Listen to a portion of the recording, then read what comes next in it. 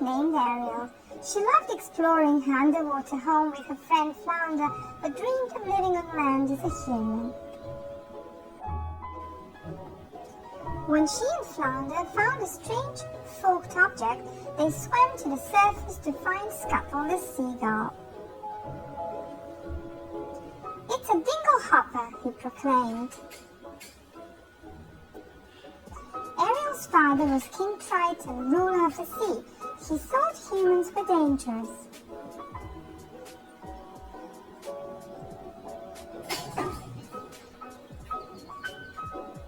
When he learned that Ariel had been to the surface, he forbade her to ever go again. Then he asked Sebastian the crab to keep an eye on her. But Ariel continued to go to the surface. One night, a terrible storm swept across the sea.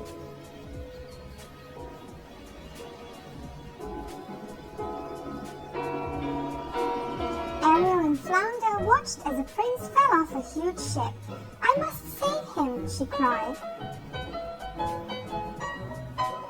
Ariel pulled Prince Eric to shore and sang to him.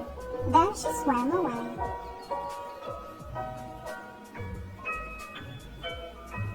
Prince Eric only caught a glimpse of Ariel's face, but he knew he would remember her beautiful voice forever. Desperate to see Prince Eric again, Ariel agreed to give her voice to the evil sea witch Ursula.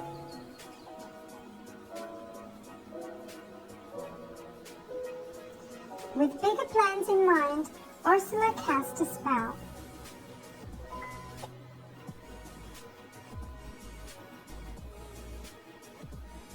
And turned Ariel into a human.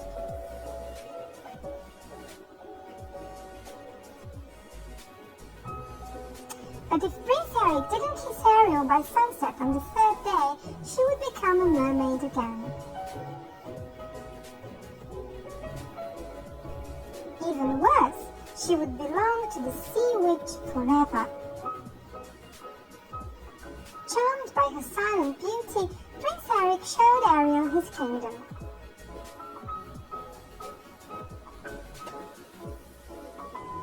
Ariel loved being with a prince in the human world, but the two had not yet kissed. Worried that Prince Eric was falling in love with Ariel, Ursula transformed herself into the beautiful Vanessa.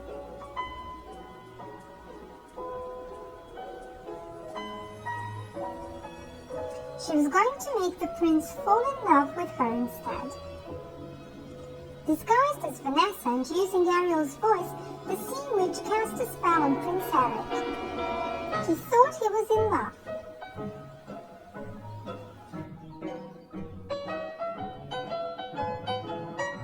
He was going to marry Vanessa. Ariel had lost her true love. Just before sunset on the third day, Scuttle discovered that Vanessa was Ursula in disguise. He hurried to warn Ariel. As Sebastian went to find King Triton, Ariel and Flounder raced to catch Prince Eric's ship.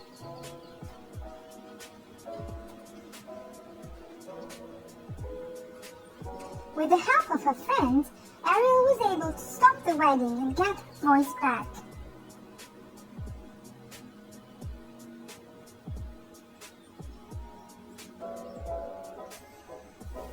Released from Ursula's spell, Prince Eric realized that Ariel was the one he truly loved, but it was too late. The sun went down before Ariel and the prince could kiss. She was a mermaid once more, and she belonged to Ursula. To save his daughter, King Triton gave Ursula his great powers and became her prisoner. "Now I am the ruler of all the ocean," shouted Ursula. As Ursula grew in size and towered above the sea, Prince Eric jumped aboard an old ship. He steered its giant bow through Ursula's heart. With a howl, the sea witch disappeared in the waves. With Ursula gone, King Triton regained his powers. Seeing Ariel's love for Prince Eric, the king granted her wish. She became human. Ariel and Prince Eric married and lived happily in the castle by the sea.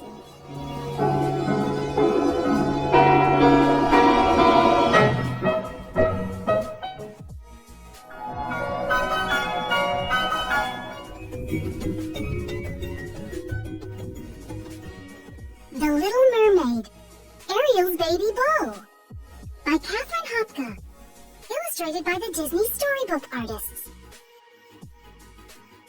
Ariel's new life on land was always full of surprises. One day, Eric told her he had something to show her, and he led her out to the stable. "Surprise!" he exclaimed. Standing there was a cute little foal with long legs, big eyes, and the sweetest expression. Ariel gasped. "It's a baby horse!" she cried. "Oh, he's adorable!" "He's all yours," Eric said with a smile. "His name is Beau." Ariel loved Beau right away. He loved her too. She put a fancy halter on him so she could lead him around everywhere. She groomed him with his own jeweled brushes until his coat gleamed. She braided his short, soft mane. "Doesn't he look beautiful?" Ariel asked Eric as Beau posed proudly. "He certainly does," Eric agreed. Ariel's friend Scuttle the seagull was watching too. "Fantabulicious," he declared. Ariel played with her new little friend all day long. When night came, she couldn't bear to leave Beau alone in that big, cold stall. "Maybe you'd better come inside for the night," she told him. "Just this once." Grimsby and the other servants were quite surprised when Ariel led Beau into the castle. "Oh dear," Grimsby said. "A horse in the house?" "It's just for tonight," Ariel said with a smile. "Don't worry, he won't be any trouble at all." She made Beau his own cozy bed near the fireplace. Soon he was all tucked in. "Good night, little Beau." Ariel gave him a kiss on the nose. "Sleep tight." The next morning, Dawn led Beau into the dining hall. "This is no weather for baby horses," she told Eric. "I think Beau had better stay inside and have breakfast with us." Soon the cook had set another place for the hungry foal. Ariel, Beau, Eric, and Eric's dog, Max, all enjoyed their meals while the rain pounded against the windows. When breakfast was over, it was still raining, so Ariel took Beau to play in the throne room. They both had lots of fun romping around together, and Beau was perfectly well behaved. After all, he didn't mean to break that vase, or leave hoofprints all over the newly washed floor, or eat the houseplants. As the next few months passed, Ariel and Beau were hardly ever apart. Beau slept in the castle, ate in the dining room, and went everywhere with Ariel. Soon, all of the townspeople were used to seeing them together. Ariel loved having Beau around. Not only was he cute, he was clever too. She taught him to sit on his own special cushion in the throne room. And before long, he could do more tricks than Max. No matter what he was doing, Beau would always come running when Ariel called him. "You'd better be careful, Ariel," her friend Sebastian the Crab warned one day. "Before long, that horse won't even know he's a horse anymore." Ariel laughed. "Don't be silly," she told Sebastian. "Besides, Beau's not a horse yet. He's just a baby." He was still young, but he was growing fast. It wasn't long before he started to have some trouble following Ariel around wherever she went. Not long after that, the furniture started to collapse when Beau bumped into it. Ariel wasn't too worried. She was happy just to spend her days with her sweet Beau. The chef wasn't so pleased, though. He was running out of ideas for new recipes to serve the foal. "For this, I went to the school of cooking," he grumbled, as he served Bo yet another gourmet meal made out of grass, apples, and carrots.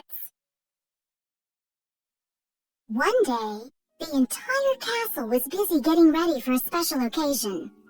The king and queen of a nearby kingdom were coming for a royal visit. Ariel and Eric wanted everything to be perfect. At first, the visit was perfect. The king and queen were very nice when Ariel and Eric showed them around the palace. "What a lovely castle," the queen said. "Such wonderful views." "Oh yes," the king added, "and it's so peaceful and pleasant, isn't it, dear?" "Very peaceful," the queen agreed. But the castle didn't stay peaceful for long. Suddenly, Bo burst in and galloped through the throne room, almost knocking over the guests. "Oh dear!" Ariel cried in alarm. "Bo, no!" She could tell that Bo didn't mean any harm, but all at once Ariel realized what it must look like to the guests. How many castles allowed a horse to play in their throne room? Bo was nearly grown up now. He was too big to stay inside. "I'm so sorry, Your Majesties," Ariel told the visitors. "Bo doesn't know any better. This is all my fault." But the king and queen didn't seem very upset.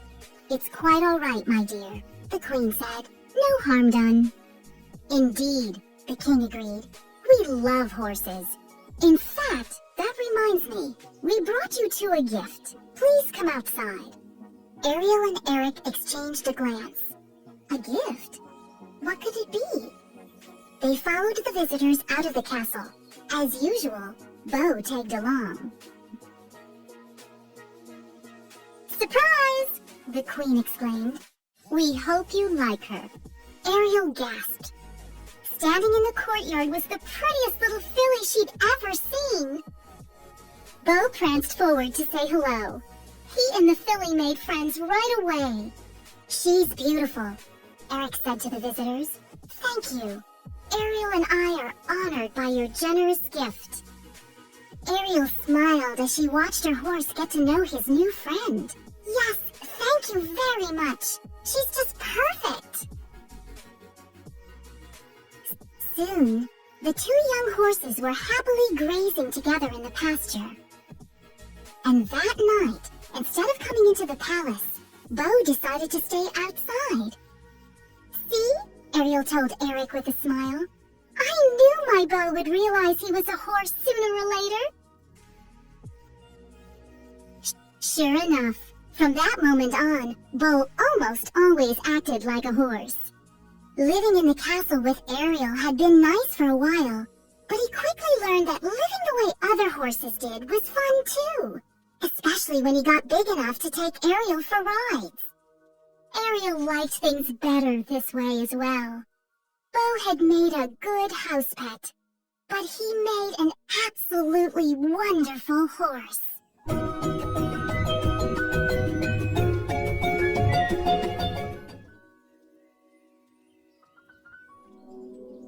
Disney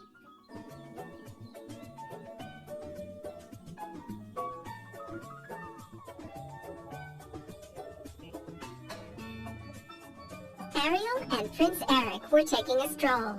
Suddenly, Max ran up, carrying a soggy boot. "Max," exclaimed Eric, "you've got to stop burying our things." At least now, Ariel knew what to give Eric for Christmas.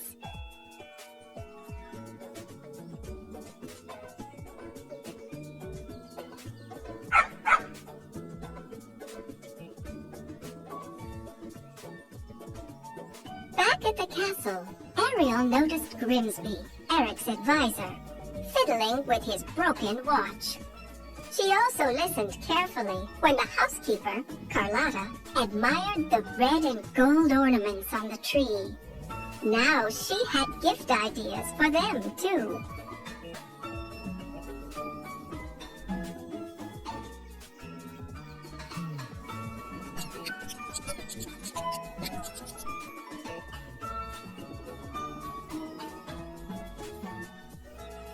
The next day, the princess went to the village shops. She bought new boots for Eric and a miniature ship inside a bottle. She found a watch for Grimsby and a red and gold necklace for Carlotta. For Max, she chose the biggest bone in the butcher shop.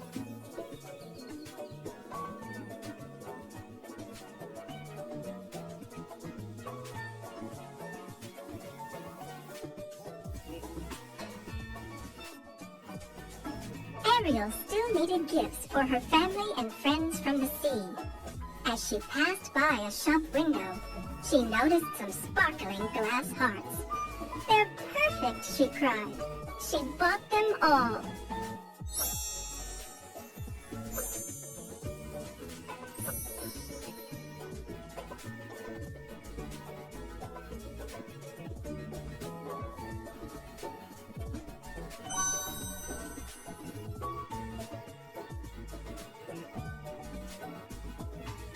Ariel went home and began to wrap the presents. A little while later, she noticed that Max's bone was missing. He was already nibbling on it. "Now no presents until Christmas," Ariel told him.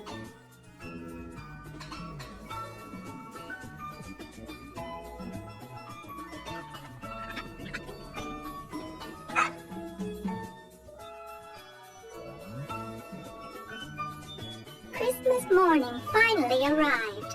After enjoying a special holiday breakfast, it was time to open the gifts.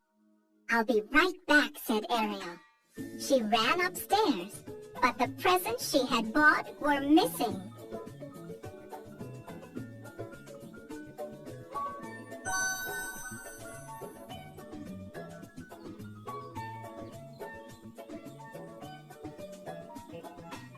Ariel needed time to figure out what to do. "Why don't we take a walk?" she suggested, hurrying everyone outside. Flounder, Sebastian, and Scuttle were waiting on the beach with a gift for her.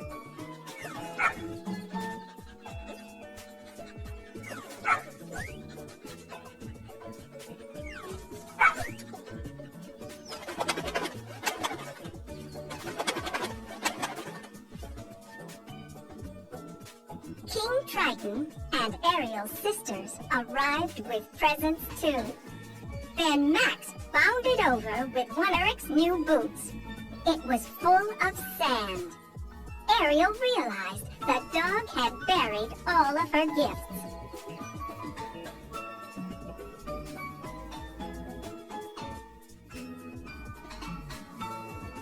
"Attention everyone," said Ariel. "We're going on a treasure hunt." Eric and the others started digging. One by one, Ariel's family and friends found the gifts she had so carefully chosen.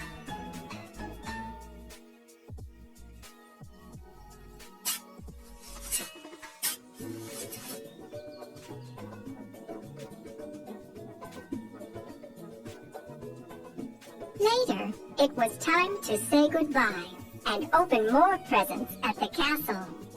"Thank you for an amazing Christmas," said Eric. "I've never been so surprised." "Me either," Ariel replied. "I mean, you're welcome."